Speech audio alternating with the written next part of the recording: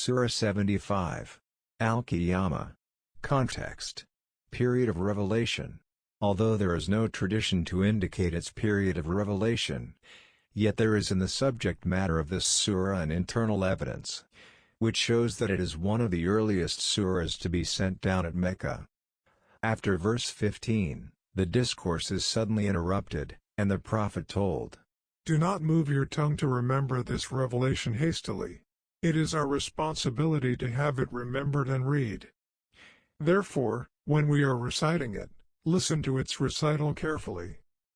Again, it is our responsibility to explain its meaning." Then from verse 20 onward, the same theme which was interrupted at verse 15, is resumed.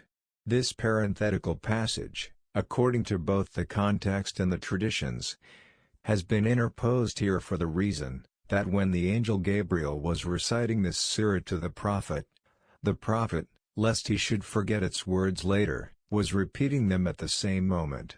This in fact, happened at the time when the coming down and receipt of revelation was yet a new experience for him, and he was not yet fully used to receiving it calmly. There are two other instances also of this in the Quran. First, in Surah 20, Taha, the Prophet has been told, "And see that you do not hasten to recite the Quran before its revelation is completed to you."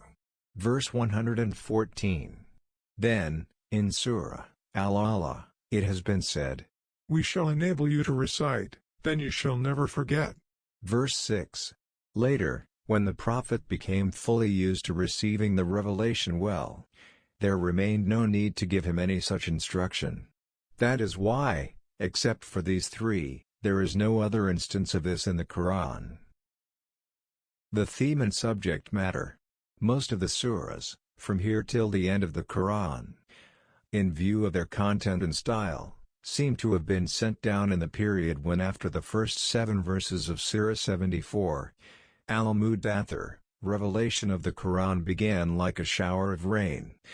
Thus, in the successively revealed surahs, Islam and its fundamental concepts and moral teachings were presented so forcefully and effectively in concise brief sentences, and the people of Mecca warned so vehemently on their errors and deviations, that the Quraysh chiefs were utterly confounded. Therefore, before the next Hajj season came, they held a conference for devising schemes to defeat the Prophet. As has been mentioned in the introduction to Surah 74, Al-Mudaththir previously. In this surah, addressing the deniers of the hereafter, replies have been given to each of their doubts and objections. Strong arguments have been given to prove the possibility, occurrence and necessity of the resurrection and hereafter. And also it has been pointed out clearly, that the actual reason of the people's denying the hereafter is not that they regard it as impossible rationally, but because their selfish motives do not allow them to affirm it. At the same time, the people have been warned, as if to say, "The event, the occurrence of which you deny, will inevitably come, all your deeds will be brought and placed before you. As a matter of fact, even before any of you sees his record, he will be knowing fully well what he has done in the world. For no man is unaware of himself, no matter what excuses and pretenses he may offer to deceive the world and deceive himself in respect of his misdeeds."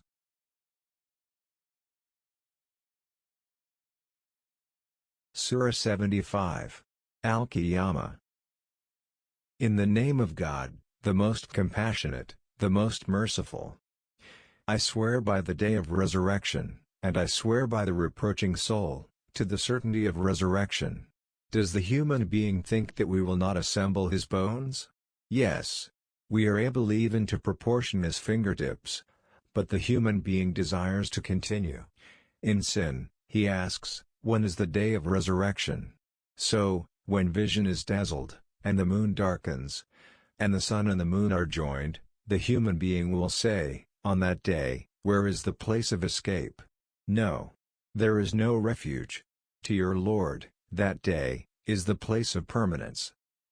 The human being will be informed that day, of what he sent ahead, and kept back. Rather, the human being, against himself, will be a witness, even if he presents his excuses. Move not your tongue with it, O Muhammad, to hasten with it. Recitation of the Quran, indeed upon us is its collection in your heart, and to make possible its recitation. So when we have recited it through Gabriel, then follow its recitation. Then upon us is its clarification to you. No. But you, mankind, love the immediate and neglect, the hereafter. Some faces, that day, will be radiant, looking at their Lord. And some faces, that day, will be contorted, expecting that there will be done to them something backbreaking. No. When it, the soul, has reached the collarbones, and it is said, who will cure him? And he, the dying one, is certain that it is the time of separation, and the leg is wound about the leg, to your Lord. That day, will be the procession, and he, the disbeliever, had not believed, nor had he prayed. But instead, he denied and turned away. And then he went to his people, swaggering in pride. Woe to you, and woe. Then woe to you, and woe. Does the human being think that he will be left neglected? Had he not been a sperm drop from semen, emitted? Then he was a clinging clot, and God created his form, and proportioned him, and made of it, two sexes, the male and the female. Is not that Creator able to give life to the dead,